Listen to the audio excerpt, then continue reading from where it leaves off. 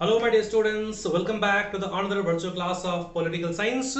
So today we are going to continue with the same topic which we discussed yesterday, the powers and functions of the president of our country. So yesterday we discussed about three powers the executive powers, the financial powers, as well as the legislative powers we discussed yesterday. So today two more topics are left out that I am going to complete it today. That is the judicial powers, emergency powers, and this one is not mentioned, but still I would like to discuss this part also.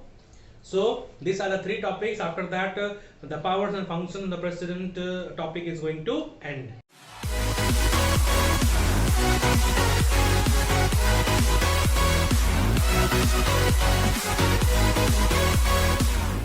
So for the fourth one is judicial powers. Okay, so president of India also has some judicial powers, like president can grant pardon.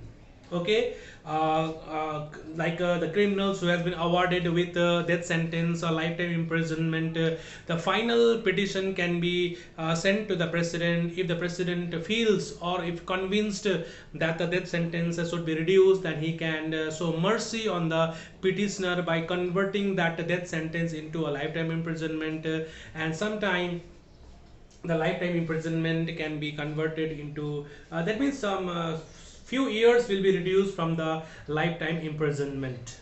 Okay, so all cases of punishment by the court martial and all that matter also can be looked after by the president of our country. Okay, so these are some of the judicial powers which the president of India has, right? But normally everything is decided, as I told you earlier, by the prime minister and the council of ministers. So president even after that also has the power to grant pardon, reprieve and respite. Okay, so judgment made by the higher courts of our country. Okay, so these are the judicial powers of the president of our country. Now the next one is the emergency powers of the president of our country. So this we have already done. So emergency powers of the president of our country. So now whenever we discuss about some of the emergency powers of the president of our country, we must keep it in mind that article 18 of the Constitution contains emergency provisions, and it gives to the president certain powers to deal with certain emergencies. And for your kind information, let me tell you there are three kinds of emergencies, okay, that stand listed in the Constitution. That is number one, national emergency. Okay, then number two, constitutional emergency, and number three, financial emergency. So whenever we talk about national emergency arises whenever there is a threat, external threat or internal threat or war-like situation, okay, or armed rebellion which occurs in a country. That time president can declare an emergency in our country, though it will be known as president rule, but category can be different. But these are the three types of emergencies which we are discussing right now. So national emergency, which include emergency caused by war or external aggression or internal armed rebellion. Okay, within the country, if there is a armed rebellion going on, groups fighting among themselves, then president definitely can impose president rule in our country. Okay, then number two, constitutional emergency. So constitutional emergency in a state or a state under article 365. Okay, that means if the state machinery fails to run according to the constitution.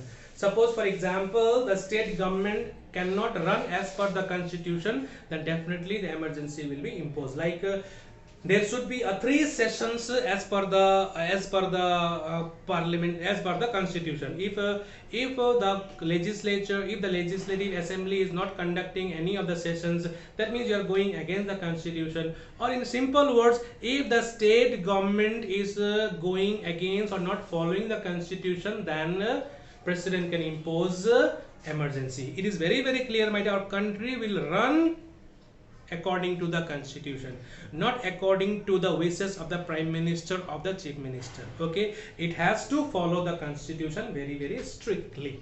Okay, so if any of the state government fails to run as per the constitution, then president has the power to impose president rule in that state, and during that time, my dear, president will look after the administration of that state with the help of the governor of that concerned state. Okay, now the third one is financial emergency. The third emergency is financial emergency. Like it is mentioned in article number 360 that emergency arising out of financial crisis in the country.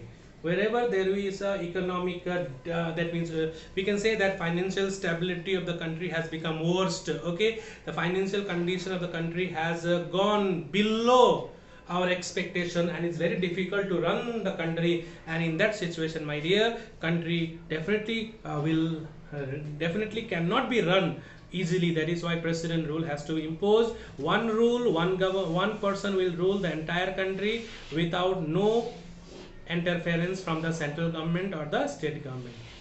Okay, so president rule will be imposed in these three matters. So one is national emergency. Okay, number two is a constitutional emergency. Number three is the financial emergency. These are the three emergencies president can impose it. But let me tell you once again, I am always reminding you that he can impose only on the advice of prime minister and the council of minister.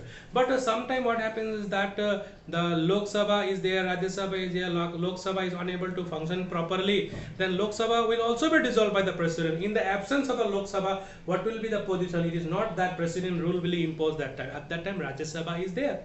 Okay, Rajya Sabha is there to look after the country. Okay, president, Rajya Sabha is there, so they will manage the administration of the country until the further elections are conducted and the new prime minister and the government is elected. Okay, so this is all about the emergency in our country. So how many emergencies are there? Three types of emergencies are there: national emergency, constitutional emergency, and the financial emergency. Now the last one is discretionary power. Discretionary power, my dear, meaning of discretion is the power of his own. Power of his own. Okay, that means as I have been telling you from the beginning that president functions on the advice of prime minister and the council of minister, then is there any discretionary power given to the president of our country? So definitely there are certain discretionary power. In that case, he only can decide what can be done, what cannot be done. That is known as discretionary power of the president. That is power of his own. Power of his own, in that nobody, that means he will not consult any of the person. He will not consult the prime minister even with the council of ministers. Okay, so which are the circumstances in which a president uses his discretionary power? Number one, whenever there is no party in majority to form the government. Suppose, for example, there is a general election held. After the general election, there is no party in the majority to form the government.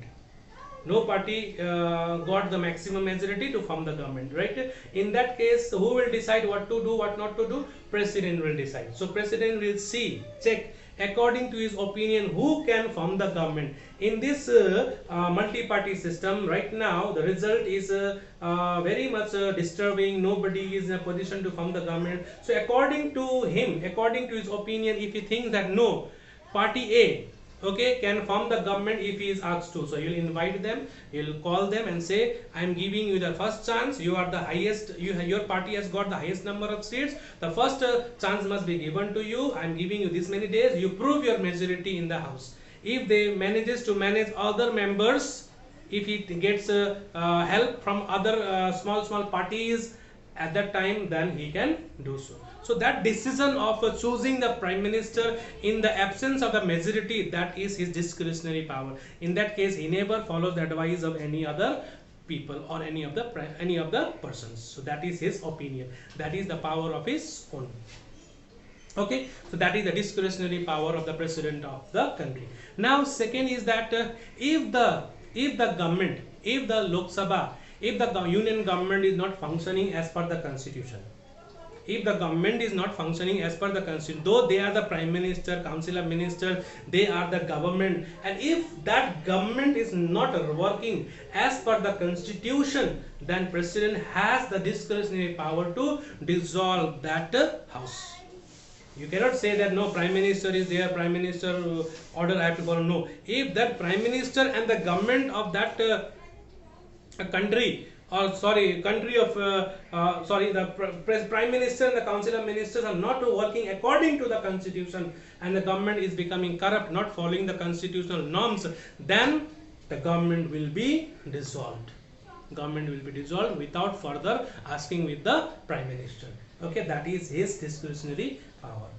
Okay, so these are some of the discretionary power when the country is not functioning as per the constitution, or the government is not functioning as per the constitution, then the president has the power, that discretionary power to dissolve the government. Okay, and when he dissolves the government, then he will order for the fresh election after a certain period of time. Till then he will look after the administration of country with the help of Rajya Sabha members as well as other police forces and all. Okay, so these are some of the important functions of the president of our country. In the yesterday we discussed about executive powers, then we discussed about legislative powers, then financial powers, and today we completed judicial powers, emergency powers, and a discretionary power. So this not need, but still just for your general knowledge, I discussed about the discretionary power of the president. Okay, so this is the end of today's class.